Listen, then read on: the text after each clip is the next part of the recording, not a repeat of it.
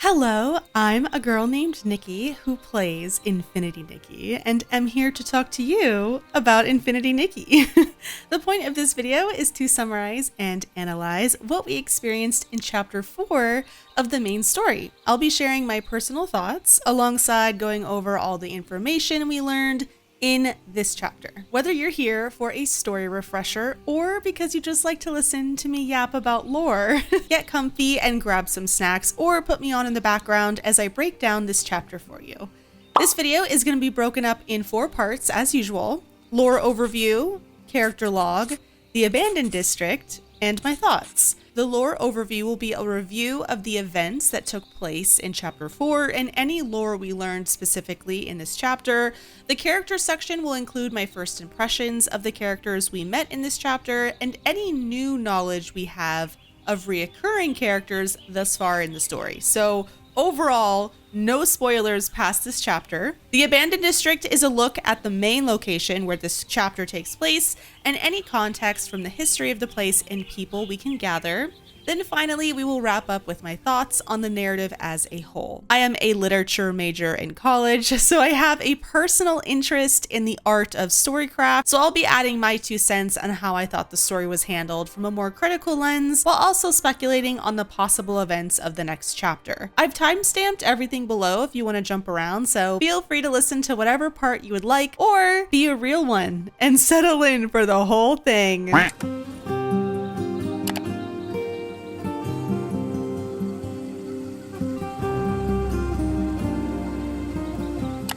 So first, I'm going to briefly summarize the events of Chapter 4 for you, and then we will dive into the lore a bit more deeply. We start Chapter 4 in the Golden Fields, on the outskirts of the Abandoned District, where we meet 2 pieceys named Raggy and Caleb. Nikki is on a mission to find Louise's missing dad, D'Artagnan, the Stoneville wish collector, who was last seen heading to the Abandoned District to collect the wishes of the pieceys for the upcoming Flamecrest Festival. Nikki asks Raggy and Caleb if they saw an old man pass through here. They claim they didn't see anyone, but they did hear about a human that was spotted at the old Ripple estate. Raggy explains that it will be difficult for Nikki to get there because of the 8 huge stone trees that separate the district.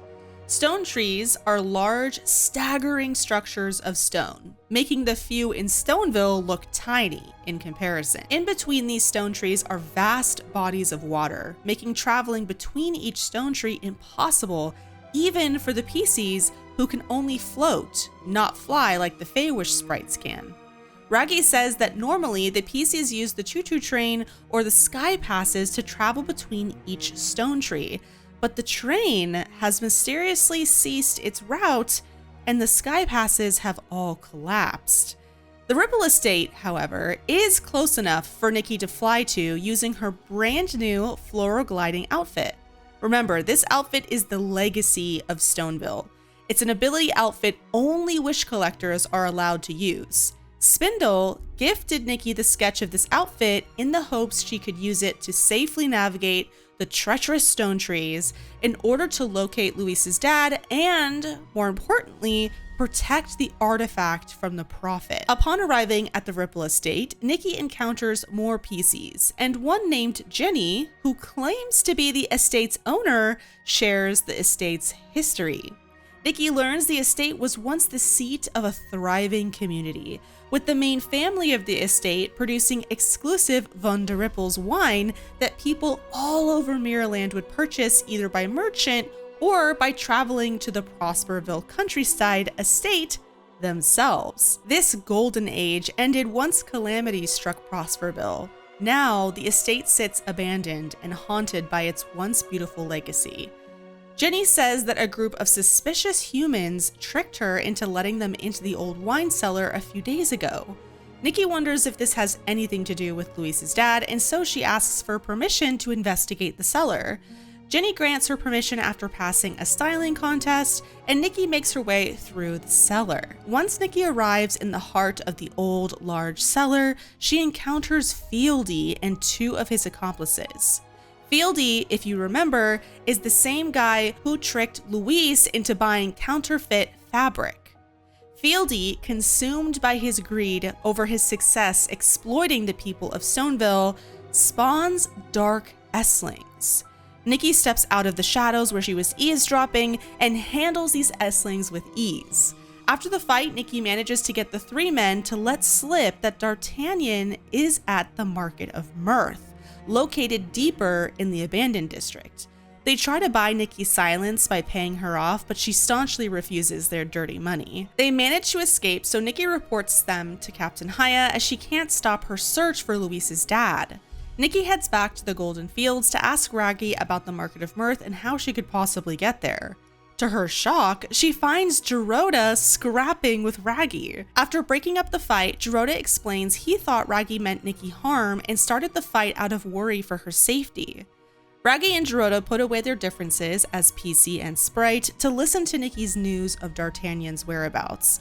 Giroda thinks the Prophet isn't just targeting D'Artagnan though, but that his goals may involve the whole region, and agrees to meet back up with Nikki and Raggy later, flying ahead to the other stone trees to investigate. Raggy reveals he too has been looking for D'Artagnan, though he doesn't share his reasons why, and asks to accompany Nikki to the Market of Mirth if they can somehow purify the collapsed sky passes. Nikki shares that she is more than capable of purifying dark essence and so sets out to revitalize the sky passes.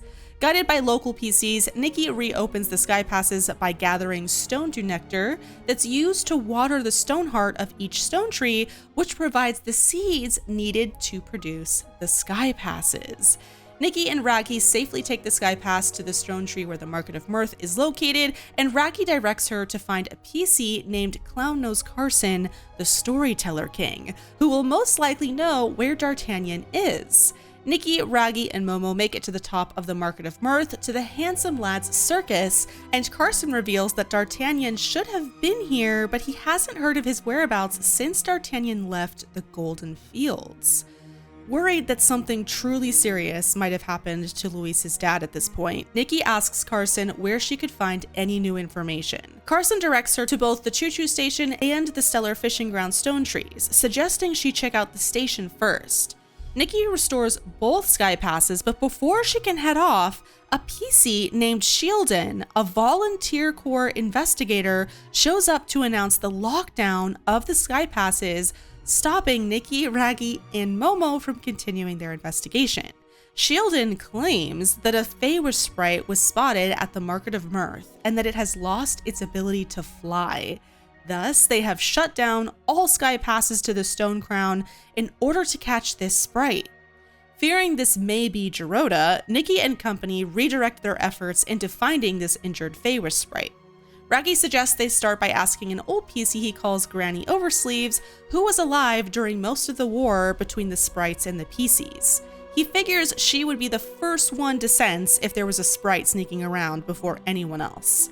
Granny Oversleeves shares a bit about her life when the abandoned district was still Prosperville and explains how PCs are born. The humans of Prosperville had to abandon their homeland in order to escape the calamity of the separation of the stone trees, and they left behind all their belongings, including any kind of women-enchanted fabric. This fabric is what gave birth to the PCs. Granny also warns that the older a PC gets, the more their fabric starts to fall apart, and they cease to remember the very memories and wishes the humans gave the fabric to begin with. Granny Oversleeves thinks the Fey sprite might be where a PC named Beanie is making a racket at night when they're usually very, very quiet. Beanie is revealed to be a PC born from the wishes of an animal and only reveals information regarding the Fey sprite once Nikki crafts a violin outfit and plays soothing music for the poor ostracized Beanie. Following Beanie's directions, Nikki investigates the cave Beanie saw a Fey sprite enter. At the heart of the cave, Nikki does indeed encounter a Fey sprite, but instead of Giroda, it is the captain of the Fey sprite paladins, Avicinda, the very same group of sprites who confronted Nikki and Nanoy back in the Dream Warehouse. He speaks very cruelly about Giroda and threatens Nikki and Raggy should they attempt to take him to Sheldon. Before Avicinda can make good on his threats though, he collapses to the ground and succumbs to very small but deep, brutal wounds on his body. Nikki wonders what could possibly have caused them, but works with Raggy to patch Avicinda up. Begrudgingly, Avicinda thanks them for healing him, but refuses to be turned into the volunteer corps. Instead, he repays the favor by telling Nikki, Raggy, and Momo that he saw the wish collector at the choo-choo station. The group reports everything to Shieldon, who, after a few rude remarks, allows them to take the sky pass to the choo-choo station Stone Tree. And that is where Chapter 5 begins. So that summarizes the story thus far. Now let's break down some key elements of the world we learned this chapter. This is going to be overall lore relevant to the main story, but we'll dive into Abandoned District specific lore later in the video. So one of the biggest things I think we should cover in this section is how pieceys are born / came to be, and the implications of this on a kind of greater scale. It's interesting to me how the pieceys literally embody the wishes of the deceased Prosperville residents, and that despite these residents no longer being around, the pieceys are them in some very kind of tragic way, echoing their wishes. The fact that once again we are being introduced to this rule of Mirrorland that wishes can manifest pretty much anything, but especially when it comes to wishes in relation to the wishing one and like Wishfield specifically, wishes have a lot of power. We are seeing wishes and whim literally manifest beings into life, and also in a way granting these wishes because these pieceys are carrying out the lives that the humans could not anymore, right? Because the humans of Prosperville had to, well, the ones who lived, right? The ones who didn't die, had to abandon their homeland and flee to Stoneville, where, I mean, technically it wasn't called Stoneville yet. They founded Stoneville, and leave Prosperville entirely because of the stone trees growing so far apart and so high. It essentially just broke apart Prosperville. So I found it really, really interesting that we are once again getting this kind of mechanism of the universe where wishes are literally being manifested and taking form. And the pieceys are not just like, you know, little creatures. They're like actual cognizant beings that think and feel things. And even though they are seemingly guided by the wishes of their human counterparts, right? That's how they were manifested, right? That's how they were born.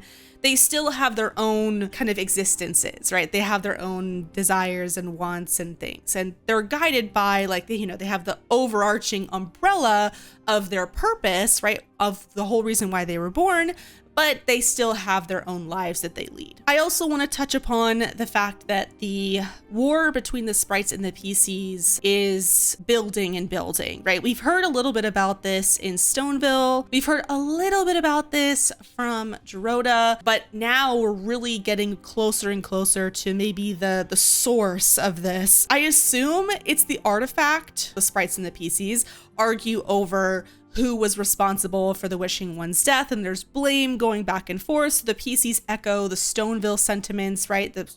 Obviously, because the pieceys are essentially the ancestors, not technically, right? They're the wishes of the ancestors of Stoneville.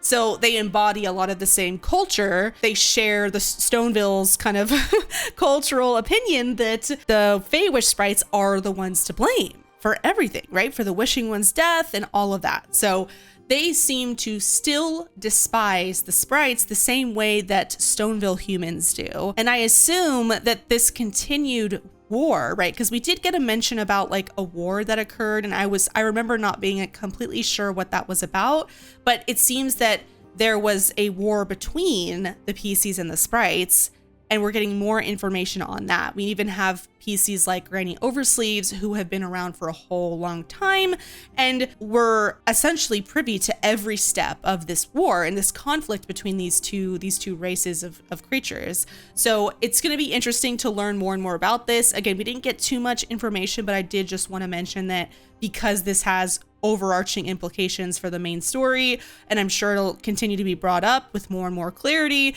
that this artifact that the prophet is chasing, I think, is connected to this ongoing turmoil between the PCs and the sprites and what they're continuing to fight over.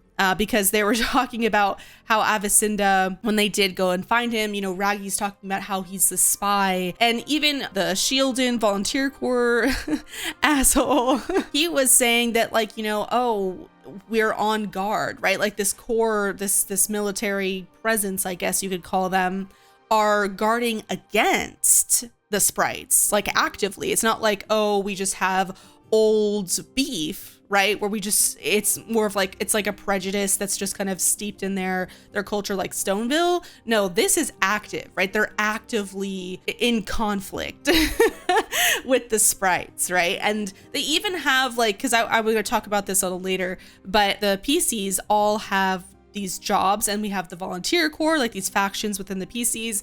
And we also have, Shieldin mentions like a Feyre sprite watcher or something like that, where there's a specific job for PCs to be on the lookout specifically for Feyre sprites. So that tells me, right, that they're still very much actively in conflict, right? I don't think that there's a full out war right now, because Nikki does mention, oh, Avicinda being here would like result in, you know, a war, and it's not the best time for war. Not that there's any good time for war, but it's clear that there's not like an active war, but there is high tension still, to the point where PCs are still like patrolling. And again, I think this has to do with maybe the artifact, or because the artifact is the only thing we know that's a remnant of the wishing one, right? And this is the last thing that I feel like the PCs and the sprites would actively fight over. Very relevant to mention that. And that's like a big part of this chapter that we learn that I think is the most important to, and where we're going to continue to build on the relevance of the artifact within the world. That's all I have to say in the overarching lore, and we'll get into the Abandoned District lore later. But first, let's go ahead and talk about the character log. This is the part of the video where I will give my first impressions, opinions, and breakdowns on the characters. I will mostly be going chronologically in the order we encounter them in the chapter, and I'll add my speculations about how I think their arcs will manifest in the story going forward. So first off, let's start, as we always do, with Nikki and of course Momo. I think in this chapter we're still very much in between, so we're just learning a lot in this chapter, and I think that's where Nikki is at too. We're pretty much in her shoes. We're learning everything for the first time, and so is she. So I feel like there's just a lot of listening to what's going on, ruminating on what the importance of all this information is. But one moment I really wanted to point out that Nikki had an actual emotional moment with is when Granny Oversleeves is talking about Beanie, and Raggy also chimes in, and I will talk about Raggy in a second, but they talk about how the concept of being ostracized due to being different, right? Or not being understood. And if you're not understood, you're automatically pushed away, right? From society, or society deems you an outsider or a weirdo or someone that isn't allowed to participate within the community. And this is, of course, in direct relation to Beanie, which is the PC that was born from the wishes of a cat's bow tie. So an animal PC, which is very, very rare, and something the other PCs found also to be rare, that the wishes of this cat, this animal, was so strong. They wished to accompany their human companion so much that it transferred into the fabric of their bow tie that they wore, the little cat bow tie, and that's what gave birth to this cat PC Beanie. They all kind of talk about how being an exile, being an outsider, doesn't mean that you don't have worth, and that your value shouldn't come from whether or not society deems you as one of their own, right? And that everyone deserves to have a place in the world. Everyone deserves to be loved. Everyone deserves a support system, right? A family or a community. And this was like one of the only times, at least in this specific chapter, that Nikki really kind of spoke her mind about this. And I really appreciated this. She really offers up her own opinion. And I really love when she does this because it offers more characterization for her. And I feel like characterization for MCs or main characters in these gacha games tends to be a little lacking. They tend to skimp on the MC characterization. And so I really appreciate that Nikki is actually getting solid characterization here. And she was given actual time in the script to express how she feels about this, and it was clear that she felt very deeply about this. And Momo chimes into how he's also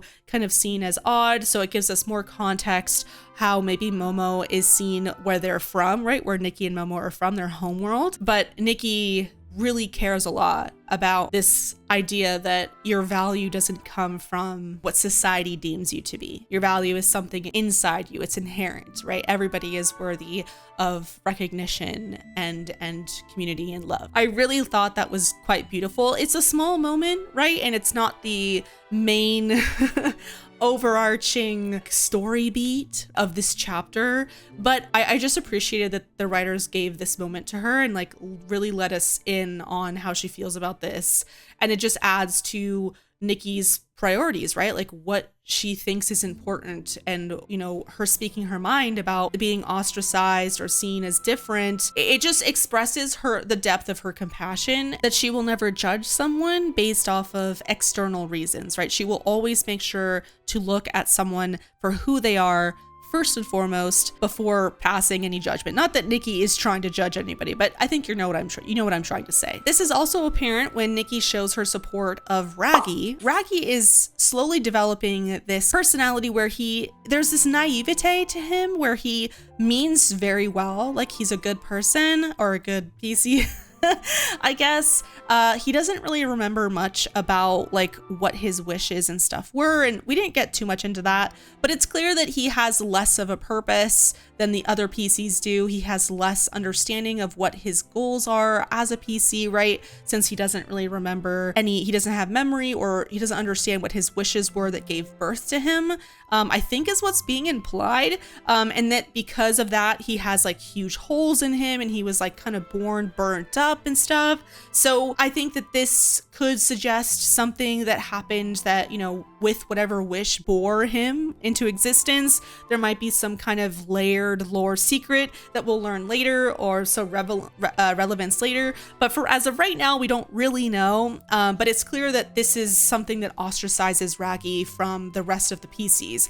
Granny Oversleeves treats Raggy with a lot of gentleness and compassion and respect, but Shieldin, who we interact with, who's part of the volunteer corps, really condescends to Raggy, and it's not even like subtle, like he's so rude to Raggy. It's really quite unbelievable. And Raggy has wanted to join the volunteer corps, but he never is able to pass the test or be allowed into the corps. They deem him unfit to be a part of the volunteer corps. And Shieldin, while we don't get much about this, right, or the process or any of that, it's still made clear that Raggy has been trying to get into the corps for a while, and Shieldin points out that he can't, right? And he isn't in the corps, and he hasn't been able to get in for a while. This adds another layer to like PC culture, I guess, that we can talk about a little later in more detail, but it's this idea that Raggy really wants to do good. He wants to be a part of his community, even though they kind of reject him. You know, Uncle Carson seems to treat Raggy with respect, not, you know, very compassionate. You know, he's not rude or anything. Shieldin's really the only one who introduces this side of, I guess, PC culture. There is this hierarchy, actually. It's not just all these PCs living together as, oh, happy-go-lucky creatures. There is conflict and tension within their society, and there is some sort of hierarchy, which is really interesting. And it seems separate from like whatever Prosperville lore there was. Like, it's not that the volunteer corps is directly something that existed in Prosperville. That's why I'm saying like the PCs have their own cognizant lives and society. The society isn't a one-to-one, just like how Stoneville isn't a one-to-one to Prosperville, or what like Prosperville used to be. It's kind of the same with the PCs, and it's cool to see how that is evolving and how Raggy is considered lower on the social spectrum. Raggy really has this truly desperate desire to be accepted, to not only be accepted, but to provide, to protect. He wants to take care of people. He wants to be recognized for this on some degree. And it's not coming from like a malicious place or like a place of ego, right? Raggy isn't egotistical by any stretch of the means, but he does want to be recognized. I found this to be a very interesting aspect of Raggy, and I wasn't expecting this at all, because when we meet Raggy initially, he's with Caleb and they're kind of like being goofy, and you don't really take Raggy as a character very seriously. I mean, I didn't until we got this moment with him, with Shieldon and with Granny Oversleeves, where he initially opens up about what he's going through and what's important to him and how he feels. And this also makes me wonder, like, why he wants to see D'Artagnan, right? Why he wants to, I don't think it's D'Artagnan specifically. I think it's the wish collector he wants to consult. And I'm curious as to why this is. So I'm going to keep that in the back of my brain, because Raggy still hasn't told us why he wanted to see the wish collector, but I'm sure we'll learn that as we go forward. So I actually really like Raggy. I'm excited to learn more about him. He kind of took me off guard because I really wasn't expecting much, but it seems like Raggy is kind of the PC equivalent to Giroda's character, where we're getting kind of a lot of characterization for this representative of this race, right? We have that in Giroda, and now we have Raggy, who is the kind of representative, super characterized PC that we're gonna build a relationship with, because I think that's actually where we're going. We're gonna be quite close with this character as we move forward. So excited to learn more about that. The other local PCs, I kind of covered them a little bit already, but I like that how each of them seems to represent the area that they're from. Like Caleb, who was in the Golden Fields, really is dedicated to his wheat and his farming, and he doesn't even want to go to the Market of Mirth. He doesn't even want to leave his stone tree. He's happy where he is, and and that could echo the sentiments of whatever Prosperville person gave birth to him, right? Through their wishes, is that they loved their home. They loved their farm or their land, and they were happy where they were. They were completely content. I just like how each PC, like Carson and the Handsome Lad Circus and Shieldon with the Volunteer Corps, Granny and Beanie, I like how they all kind of represent these elements of not just PC society, but also kind of the structure that's subtly echoed from Prosperville. And I just think that this layering of cultures from the past and as it is currently the present, I just think it's cool. Like, it's fun. And I like how each PC we encounter adds a different layer to PC society. It is a lot of talking to NPCs, and again, I'll talk about pacing and stuff later, but at least in my opinion, each PC we meet is vital to introducing a very specific aspect of PC culture to us and different prisms of what a PC is capable of feeling or contributing to their society. So I liked all the local PCs that we met so far, and I can't wait to meet more, even if they're not Raggy, right? Who I assume is going to be like super close to Nikki. The other local PCs we meet will add world building context to our story. So happy to meet any new PCs that in the future. So I want to quickly talk about Giroda. Just there's not a lot with Giroda in this chapter, but it's going to lead into my discussion of Avicinda. So Giroda in this one does start a fight. I assume starts the fight with Raggy, because he believes that somehow Raggy has led Nikki astray and gotten Nikki lost. And so he's like, when we come back to talk to Raggy about, after we've been to the Ripple Estate, he's scrapping with Giroda. And I think it's interesting how Giroda is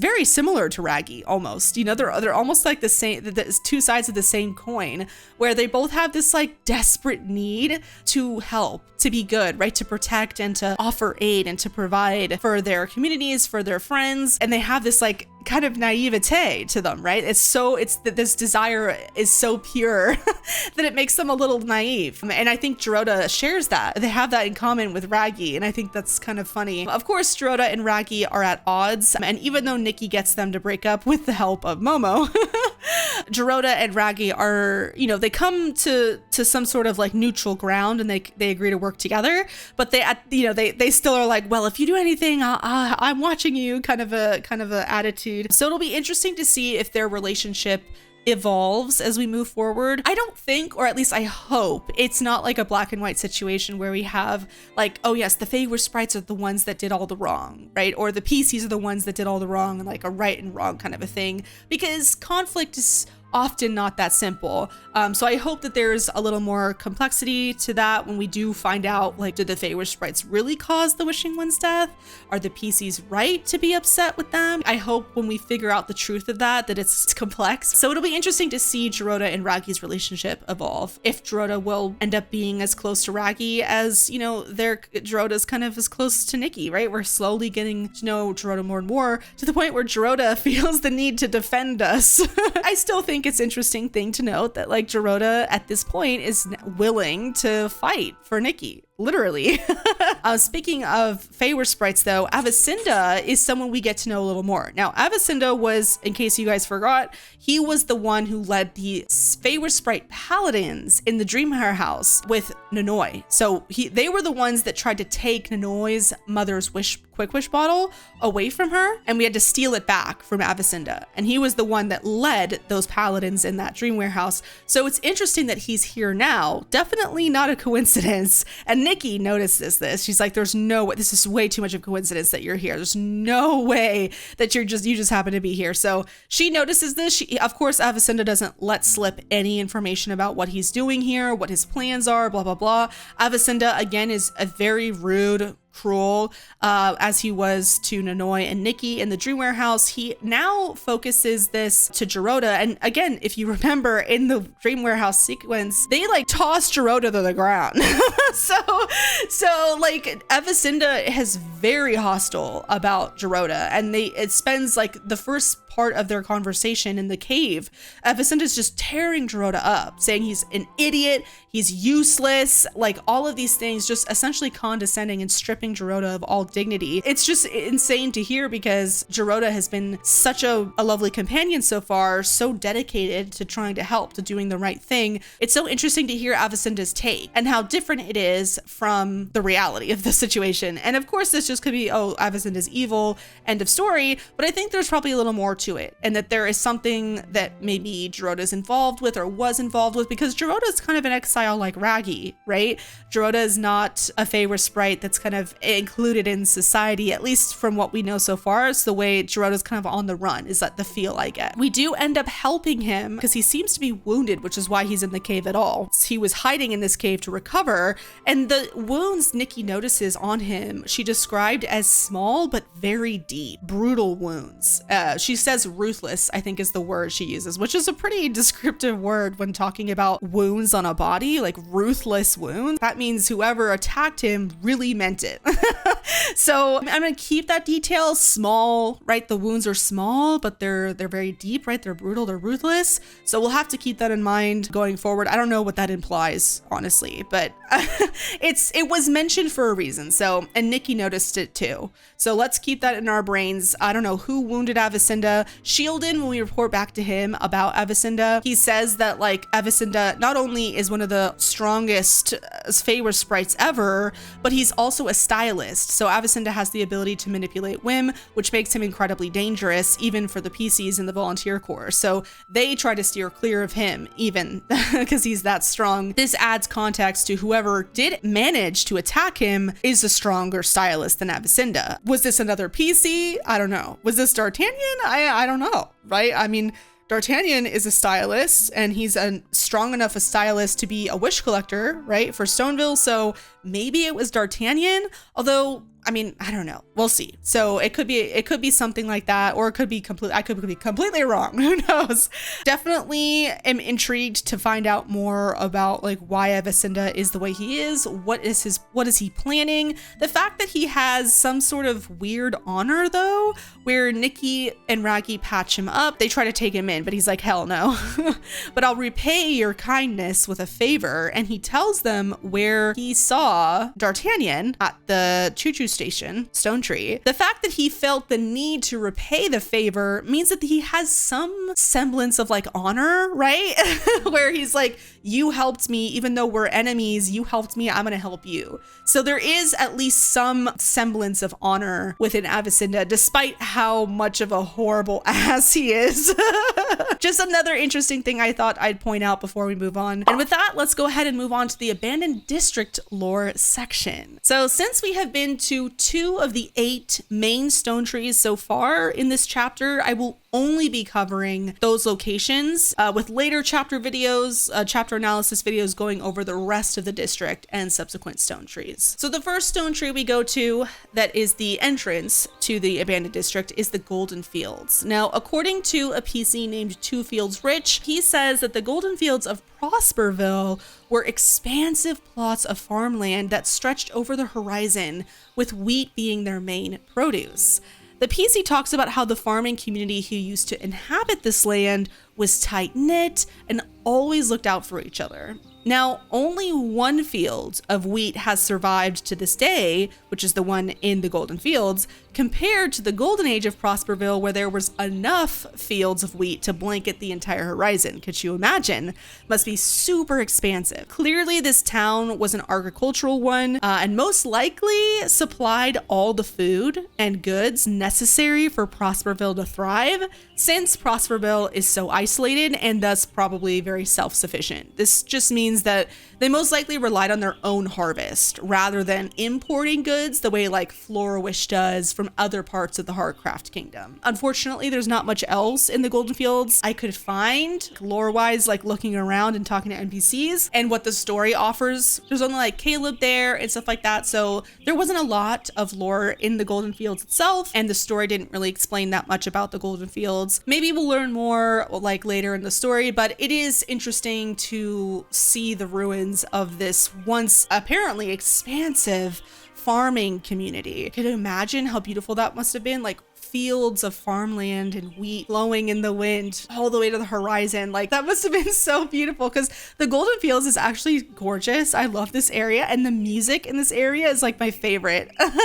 Some of my favorite in the whole game, but specifically in the Abandoned District is like my favorite track. I love the Golden Fields soundtrack. So the next stone tree we go to that's a huge part of this story chapter is the Ripple Wine Cellar in the Ripple Estate. So from all the little lore bits I found in the cellar dungeon and around this area, the owner of the cellar was named Veronica, and she liked to explore and brought new ingredients and ideas into the brew making process. She believed brewing wine was a way to encapsulate beautiful wishes over time.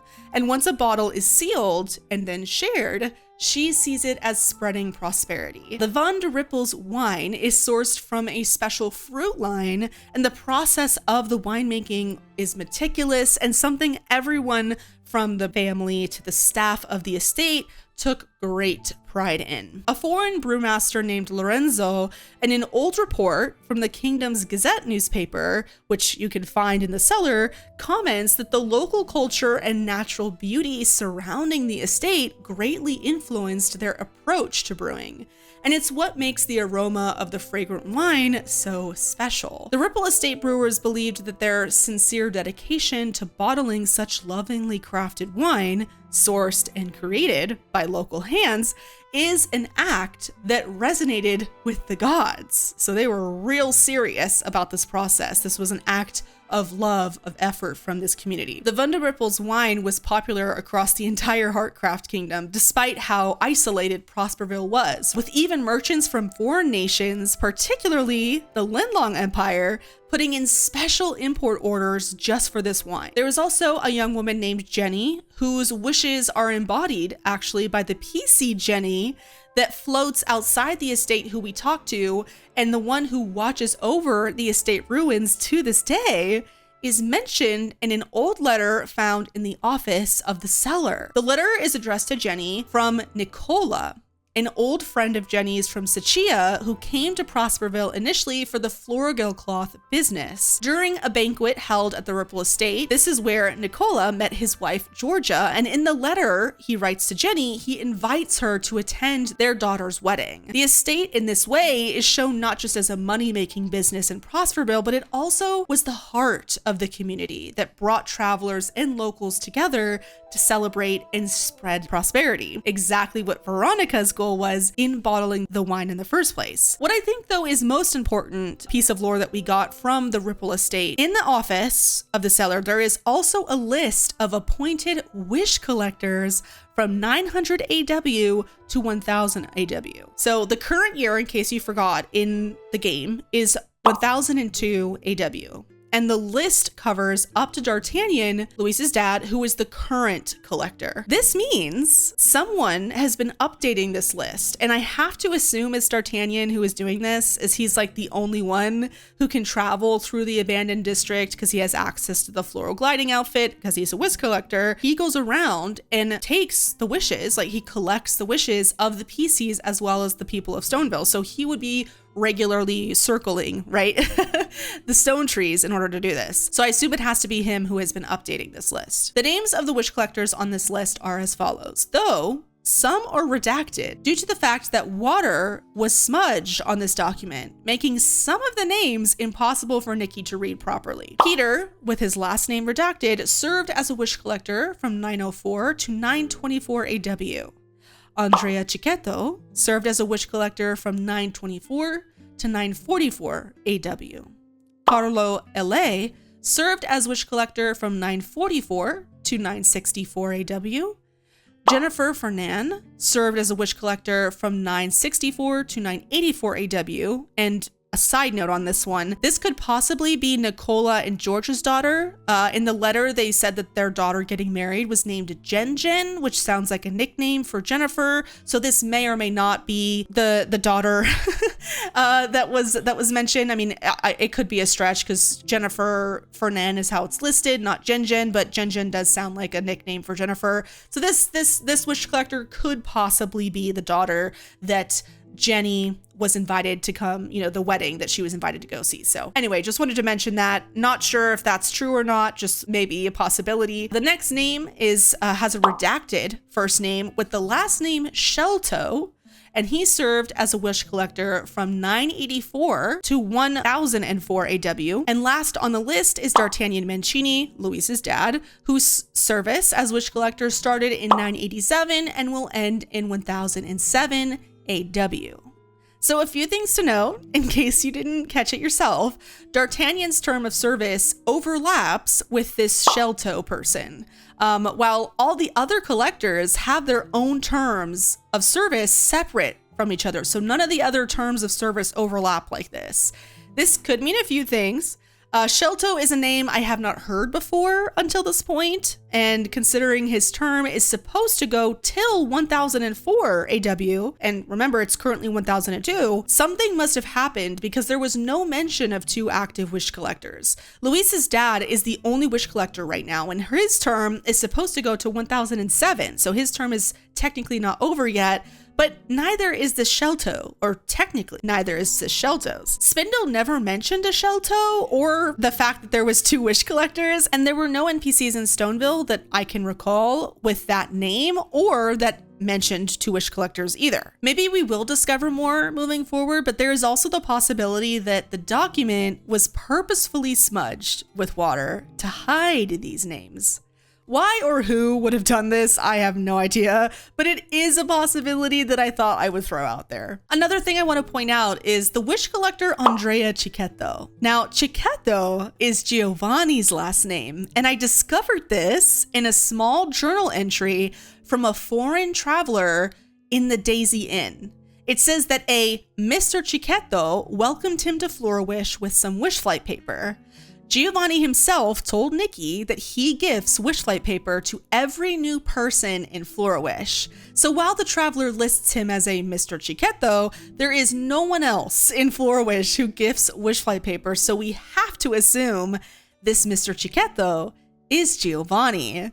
This means that Giovanni's last name is Chiquetto, and thus he is related to a previous Stoneville wish collector.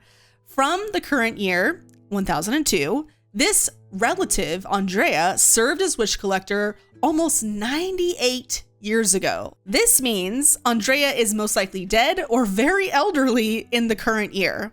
If you talk to Giovanni after the cutscene where he greets you in Florawish, you actually get some extra dialogue. He tells Nikki that he is not from Florawish, but that his hometown isn't far away. This, of course, easily could be Stoneville. Stoneville's not very far from Florawish. Giovanni cuts himself off, though, after a comment he makes about his past family prestige. This could allude to there being a wish collector in his family, which, of course, as we know, is an incredibly revered job in Stoneville and offers a lot of local respect and prestige and is considered a very sacred duty within the Stoneville community. Whether Giovanni meant to share this with Nikki or not is debatable, because after saying this, he immediately changes the subject and says he really doesn't want to talk about his family. Of course, I could be reading way too far into this, but there is an undeniable tether between Giovanni and this past wish collector, Andrea Cicchetto. As far as we know, wish collecting is not a job passed down in the family, though how Stoneville selects its wish collectors is something the game hasn't detailed to us yet, but I just wanted to at least mention that Giovanni is in fact related to a wish collector. What the greater implication of this is, I have no freaking clue, but I know this is not an accident by the writers. It's a detail that is intentional, and so I'm going to keep it in the back of my mind moving forward. Lastly, let me go ahead and talk about the Market of Mirth / Handsome Lad Circus. So one of the big things I noticed about this area is that Carson, or they call him Uncle Carson, or Clown Nose Carson as he's originally introduced to us, is called the King Storyteller. And when we first come across Carson, he's got a bunch of PCs seated in front of him, and he's telling this very mysterious story about flames and a woman and all this stuff. So I think it's really interesting that his place in the community seems to be an orator, someone who tells stories or passes maybe history along. We don't know if his story is based in history or fiction, or maybe it's kind of a mix of both, right? We don't really know, but I just think it's interesting to know, and I like that Carson is the very center of the Market of Mirth. All the NPCs I spoke to surrounding the Market of Mirth all mention Carson one way or another, about Carson's storytelling and to get in line or to get ready for his storytelling. So Carson really is the center of the Market of Mirth, and it makes a lot of sense. Carson seems to have some sort of elevated understanding of the goings on, right? He's an elevated member of the community due to his position as a storyteller, which is a highly revered, within the PC culture, a highly revered position because everybody wants to hear his stories. This market also must echo the vast market of Prosperville, because again, everything in the PC culture is an echo as built on the bones, the skeleton of what was once Prosperville, both within the PCs themselves, not just with PCs being literal manifestations of the wishes of Prosperville's people, but that the PCs live literally in the ruins of Prosperville. So there's a couple layers to this. I couldn't find any notes or PCs who specifically talk about the history of the market, but then again, I might discover more history once we get to the other stone trees. But I can only imagine that if the Market of Mirth, which isn't just one stone tree, there's it's a huge one, right? At the very top is the Handsome Lad Circus, which is the center of activity. And then you have surrounding this huge stone tree, the Market of Mirth has these small offshoot stone trees that have different sections of PCs and little games and stuff like that. So there's a community, and then it builds up to this big Handsome Lad Circus at the very top. And so I have to assume that the market of Prosperville was a very prosperous market, right? Especially since the Golden Fields, they talked about how they had this huge agricultural part of this community, so lots of goods, lots of things to sell, and also the Ripple Estate had the wine, and so it was clear that there was a very healthy economy in Prosperville, despite it being kind of isolated from the rest of Wishfield, and that these people really were very self-sufficient. They had a whole huge marketplace where they probably were able to come sell their goods and trade and all that good stuff. So of course, this is something I'm interpreting right through context, through world building. Obviously, this huge market stone tree probably represents the very and this Market of Mirth is the center of the entire district. All of the other stone trees are offshoots, right? Are further in and all surround this single center Market of Mirth stone tree. So I have to assume through context and world building that the Market of Prosperville was probably the very center of the community. I mean, markets are the center of any town, right? The center of commerce is always going to be the center of a community or a society. That's just how That's just how human economics works. But it's also interesting that the PCs, even though they don't seem to have economy in the sense like they don't sell stuff, right? There's not like they don't eat or like that kind of thing, but they still seem to honor the sense of community that was the heart of the Market of Mirth. And Carson probably represents the cultural heart of Prosperville, and not one for one, of course. This is trajectory based off of evidence in the world building. I can only assume how important the Market of Mirth is in its location and how everybody seems to very much revere and love Carson's stories and this idea of togetherness and spending time together.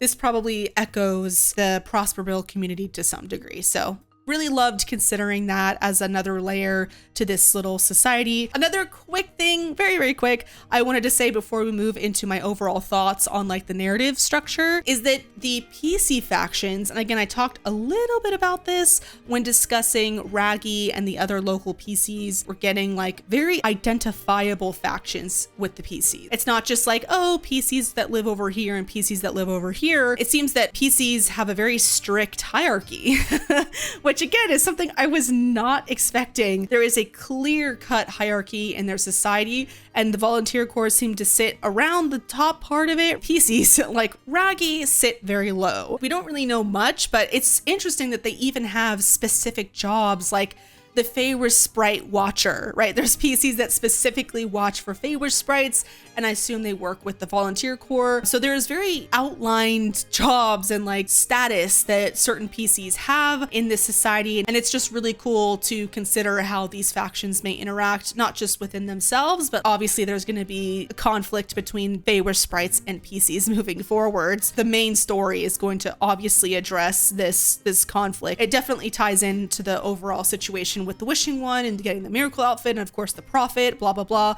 the artifact. So it all ties together. So last part of the video is my thoughts. So overall, I really liked how much world building we got. And this is something that was very present in Stoneville too.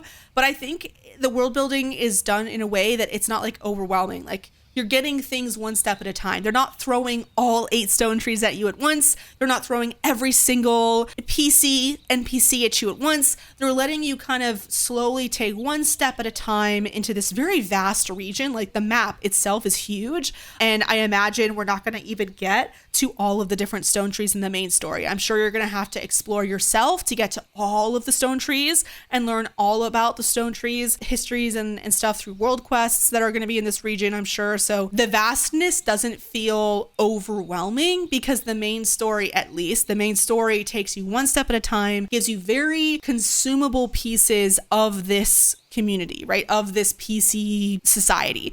And you're not overwhelmed with exposition. You're allowed to just experience things as the story goes. You don't talk to each PC and they don't just like wax poetic about the world. Like Granny Oversleeves does a little bit, but it's funny because the writing kind of addresses this. Raggy just says, hey, like we need certain information out of Granny, but just let her talk and we'll be able to get what we need out of her after she's gotten out of her system. So it gave the exposition, the slight exposition dump that we do get, they gave to a character that's like an older elderly character. And it's like part of her personality that she just kind of talks about history, like all, elderly people are wont to do. They talk about their past, they talk about history. And when I was your age kind of a thing. So I kind of liked how in the very blatant exposition that we did get, right? History, verbally telling us word for word in the dialogue the history of this place instead of letting us learn it, right? Just by exploring or just by learning context through interactions, right? Between these NPCs. They're literally telling us verbatim. They only have that really with Granny Oversleeves, and she's the only one giving us like verbatim exposition and dialogue. So I liked that even though this quest was a little slow, this chapter was quite slow because we're just essentially going from point A to B to C to D, talk to this person, this person, this person. We're kind of on a goose chase. We're trying to get to our goal, but there's like a bunch of little sidetracked things we got to do to get to our overall goal. I think it does allow you time to like understand what the point of this community is and the importance of it and their place within Wishfield, because Prosperville obviously is essentially the sire of Stoneville's people and culture. So it's been interesting to, as we learn about this very separate society of pieceys, it was cool for me as a player who is interested in this kind of thing to consider the parallels or like the ghost layer of Prosperville that underlies the society of the PCs, right? The abandoned district. And it was cool to just kind of compare those two and then also layer that on top of what we know about Stoneville and to be able to identify the building blocks of Stoneville's community based off of what we see in Prosperville, i.e. the abandoned district. Even though it was slow and maybe some people were like, okay, let's get to the good stuff, right? People like the action and the spectacle and the wow and the look and then this and the answers of the plot and all that. I did like, at least narratively, I think it was important to introduce each of these new aspects of the PC community in a way that felt digestible and not just like random exposition vomit on the players that they're not going to retain this information, right? They're not going to remember. But you know, what they will remember is, wow, Shieldon, who's a volunteer core PC, was a bitch, right? He was really mean to Raggy. So we understand through that emotional interaction, we understand that there's conflict within the PC community. Instead of a character or Raggy just saying, Shieldon really doesn't like me because of XYZ, we instead just see the interaction, right? We experience this conflict through Shieldon and Raggy butting heads. We see that conflict instead of it being told to us. And at least in that sense, I appreciate the writing in this chapter because it allowed us to visually take in what is so important, right? What we should know about the PCs, the basics we need to know in order to navigate the rest of the story, because that's the purpose of this chapter, is to really introduce to you what are the PCs, what's the purpose of them, how do they live, what is their community, their society like?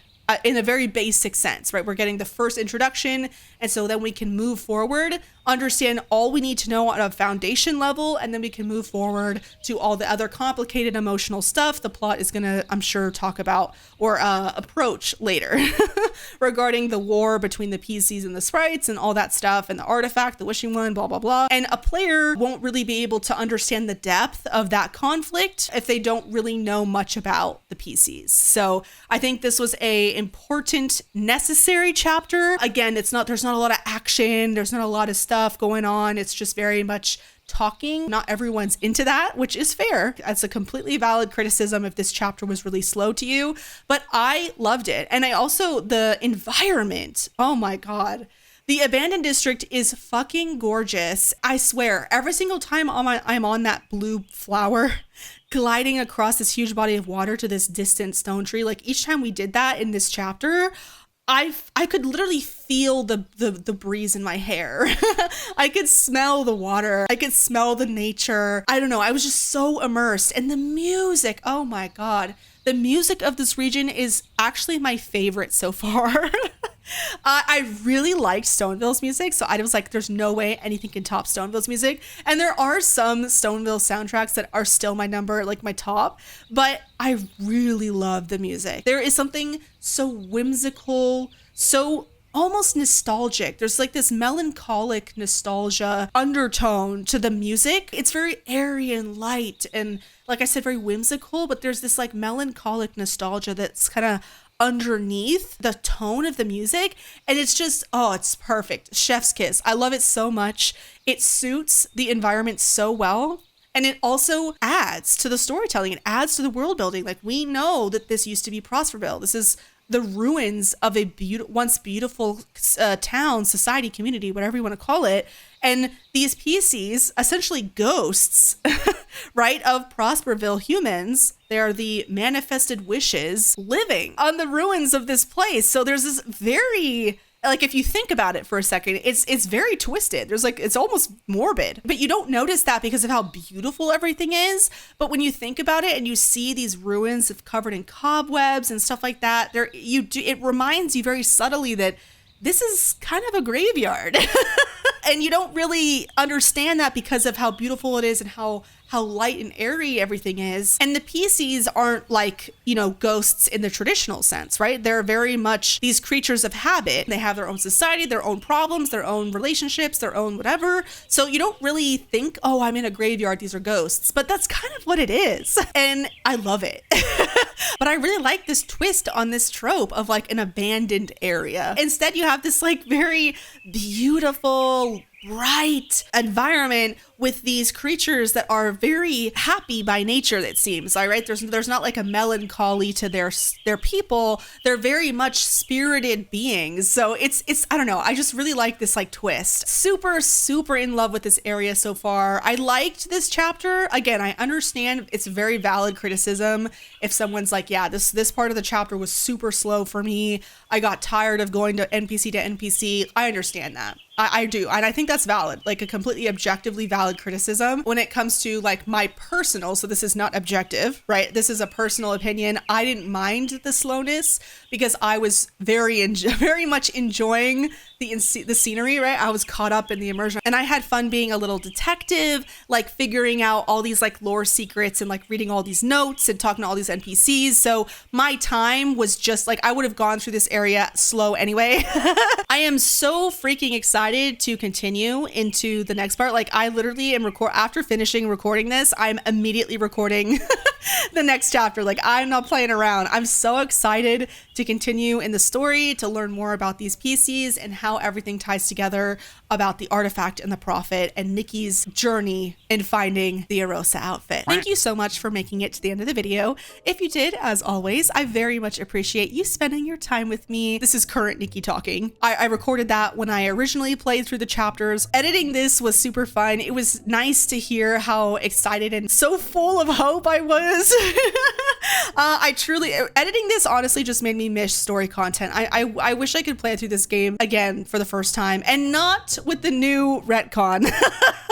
I just wish I could experience the abandoned district for the first time again, because truly it's one of those moments, you know, how you have in a game where like you remember entering an area so vividly, like you'll always remember that. I will always remember entering this area.